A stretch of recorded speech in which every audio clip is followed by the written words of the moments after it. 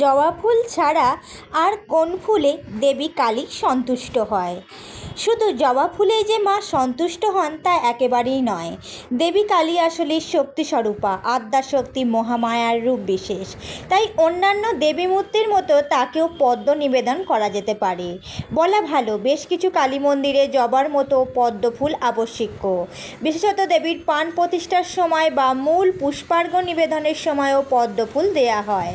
এছাড়া নীল অপরাজিতা ফুল দেয়া যেতে পারে কালী মূর্তির পদতলে।